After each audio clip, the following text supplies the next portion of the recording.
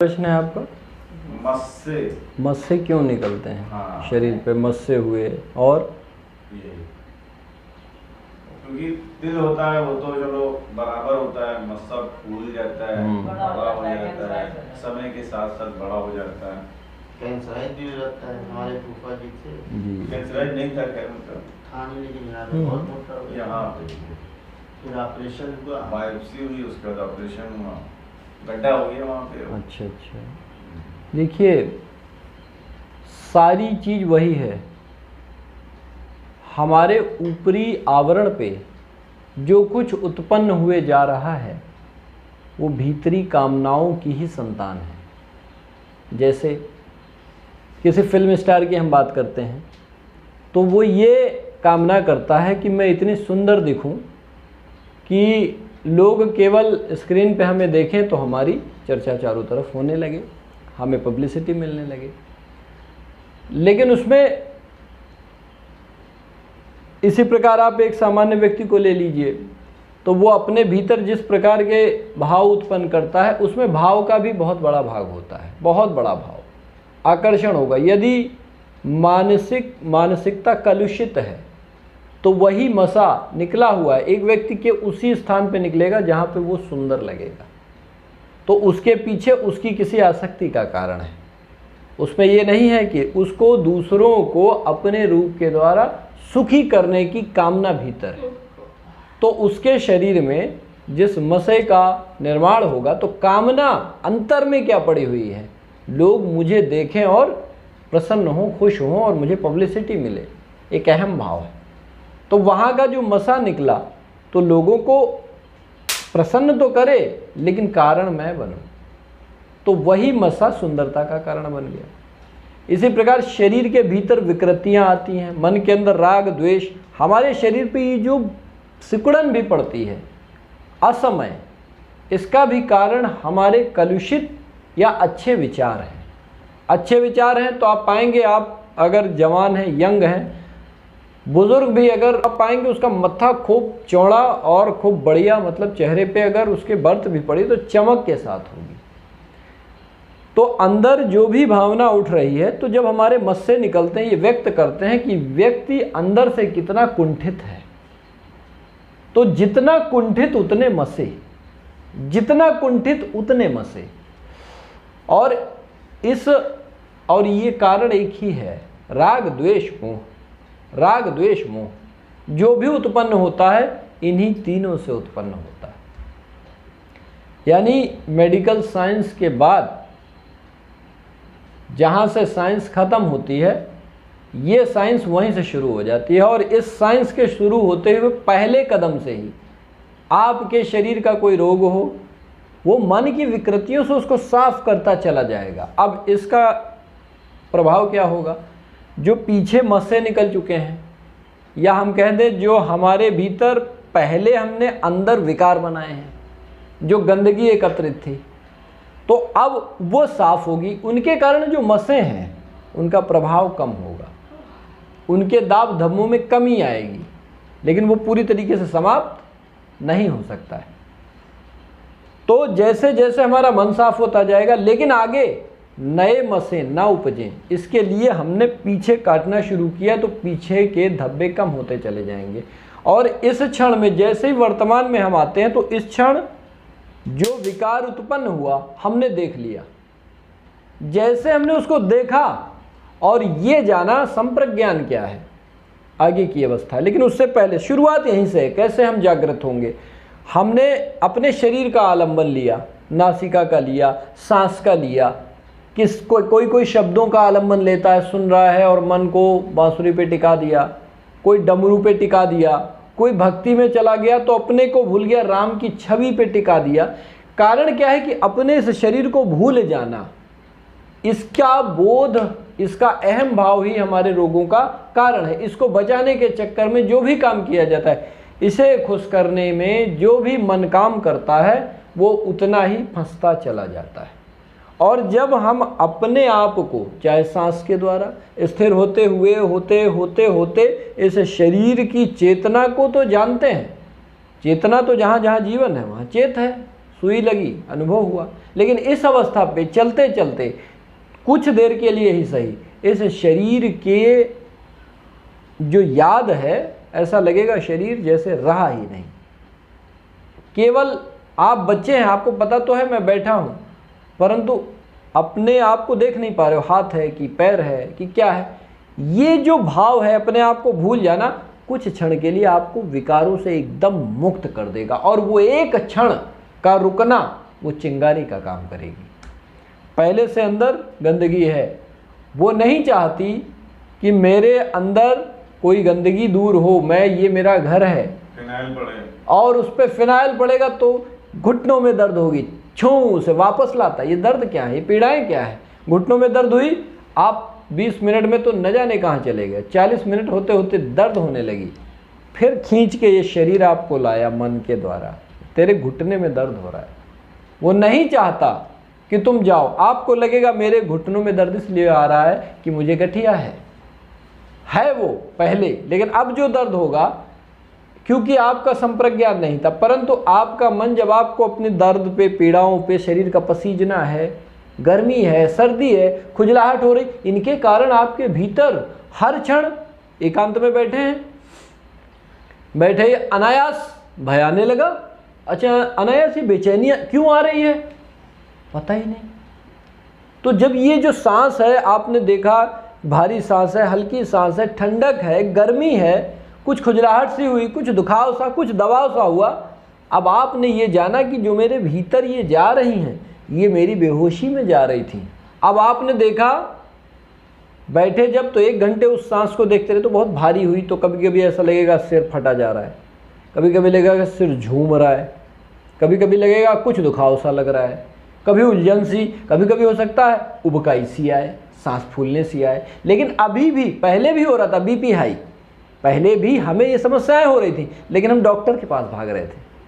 अब हमें पता चला ये हो क्यों रहा है, इसलिए हो रहा है। अरे थोड़ी देर परिस्थिति आई तो अभी तो आप वर्तमान में देख रहे हैं, गर्म हुए तो हम बेचैन हो रहे हैं, पूरा शरीर झंझनाहट से, गर्मी से बेचैन हो उठे शरीर में। अब आपको पता चला ये ठंडक जो आई, इसको देखने की कला आपने सीख ली। अच्छा, गर्मी का मौसम है तो गर्मी तो होगी, तो अब उससे आप भोग नहीं कर रहे हो, गर्मी है साक्षी भाव से देख रहे हैं, गर्मी आई, ये अभ्यास करते करते करते गर्मी तो लगेगी, लेकिन गर्मी से उत्पन्न होने वाली जो पीड़ा थी, जो विषय था, अरे गर्मी लग रही है, अब क्या होगा, कैसे होगा, भाग रहे, अब क्या होगा, पीड़ा नहीं होगी, धीरे धीरे पीड़ाओं से मुक्ति होगी। केवल आप जानेंगे कि शरीर को गर्मी लग रही है, लेकिन गर्मी से मैं क्यों व्याकुल हूँ।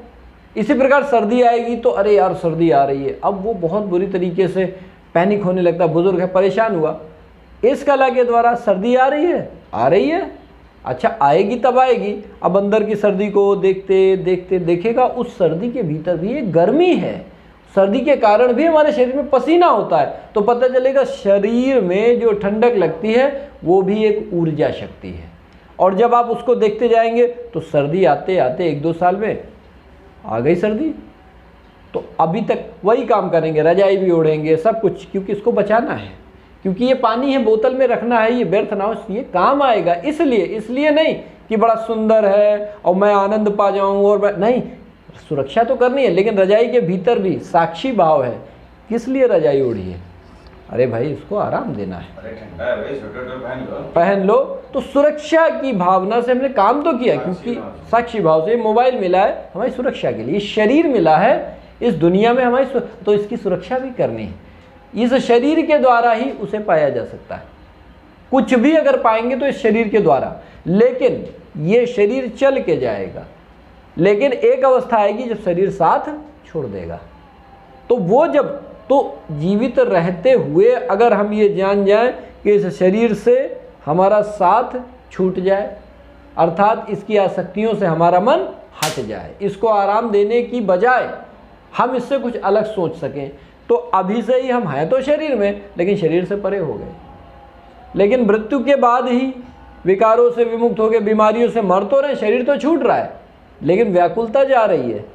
तो व्याकुलता, इलविल जिसको हम बोलते हैं, ये जितनी भी चीज़ें हैं, अमंगल हैं, साथ जा रहे हैं। तो अमंगल को क्लेशों को, दुखों को शरीर चाहिए, क्योंकि व्याकुलता है, तो व्याकुलता के कारण शरीर को, क्योंकि तुम्हारे भोग हैं, कष्ट तो देना ही है, क्योंकि व्याकुलता का काम है, शरीर में ही कष्ट दे सकता है वो। आप सोचें ना, व्याकुल है, हवा को क्या व्याकुलता है? कोई मरे कोई जिए, कोई फर्क पड़ता है प्रकृति को? नहीं पड़ता है। तो ये फर्क किसको पड़ता है? इन 5 तत्वों के शरीर को, अग्नि, वायु, आकाश, पृथ्वी और जल, ये प्रभावित हो रहे हैं। और चूंकि आपने व्याकुलता, पाप का कर्म किया है, इसलिए आपको दूसरा शरीर ही लेना पड़ेगा। लेकिन सत्य को किसकी आवश्यकता है? इसीलिए कहा गया सत्य अकेला काफी है। तो अब आदमी कंफ्यूज हो जाएगा, मैं सत्य बोलूं? वो तो बाहर की बात हो गई। सत्य वो जो आप हैं, और जो आप हैं, सत्य का मतलब कुछ है ही नहीं, सफेद। तो सत्य को किसी शरीर की आवश्यकता है? बोलने की आवश्यकता मैं हवा हूं, सूर्य को बोलने की आवश्यकता मैं सूरज हूं, वो तो प्रत्यक्ष है। तो कहने का मतलब ये है कि ये जो कार्य आप कर रहे हैं, इसको ठीक से समझिएगा, अन्यथा जो नादान लोग होंगे, इसमें क्या देखना, ये तो सबके साथ होता है। लेकिन सब परेशान है ना, क्योंकि वो होता है, उसको नज़रअंदाज करते, वहाँ तक पहुँच नहीं है। आप कर रहे हो तो आपको अनुभव हो रहा है कि नहीं, यही सत्य है, और इसके द्वारा मेरे अंदर व्याकुलता कम हो रही है, मेरी बीमारी कम हो रही है, मेरा भय कम हो रहा, काम हो गया ना। क्या फ़र्क पड़ता है गर्मी है या सर्दी है, मेरा लाभ हो रहा है। अब अगर कोई आके कहे अरे ये क्या फालतू का काम करते हो, तो आप उसको सुनोगे तो मन ही मन हंसोगे। लेकिन मुझसे अगर कहोगे आप कि ऐसा काम करो, इसमें क्या देखें, सर्दी है गर्मी, वो कहेगा इसमें क्या सत्य है। यही राम ने किया, उन्होंने किसी को भजा नहीं, कृष्ण ने किसी को नहीं भजा। आप देखो ना, हाँ आप सुनेंगे तो ब्रह्मा को भज रहे हैं, कृष्ण शंकर को भज रहे हैं। ये क्यों हुआ?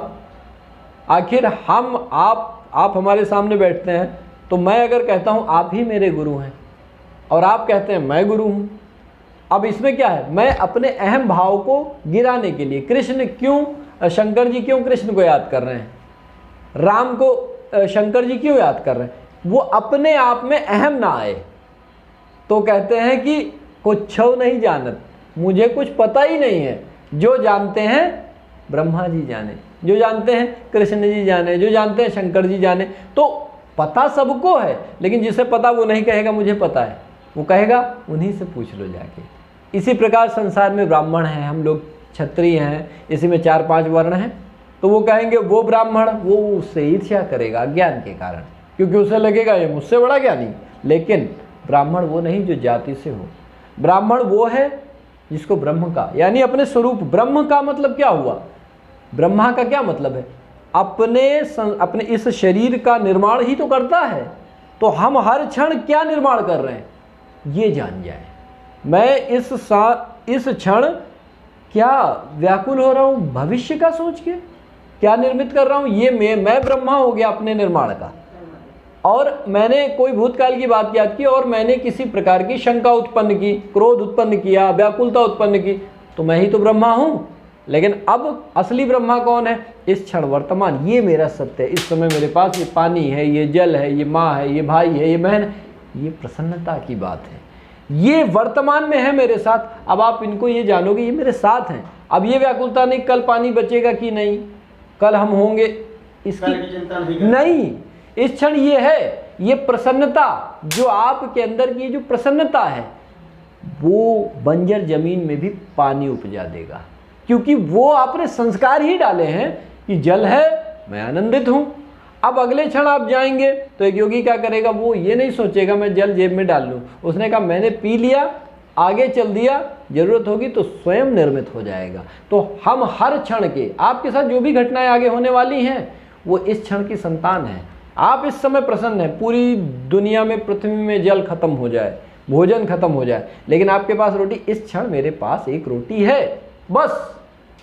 लोग मर रहे हैं तो उनके बारे में आप तो कुछ कर नहीं सकते, आप अपने बारे में जिम्मेदार हैं। लोग मर रहे हैं, मैं तो जीवित हूं ना, ये मंगल की बात है, ये मंगल की बात है। मैं सुरक्षित हूं, मैं जीवित हूं, मेरे कुटुंबीजन एक दूसरे को देख के प्रसन्न हो जाइए, हम लोग जीवित हैं भाई। अब ये भावना आपको, अब अनर्गल की भावना, वहाँ की न्यूज़, यहाँ की न्यूज़ हमने सुनी, ये हो रहा है, वो हो रहा है, ये भ्रम क्रिएट है।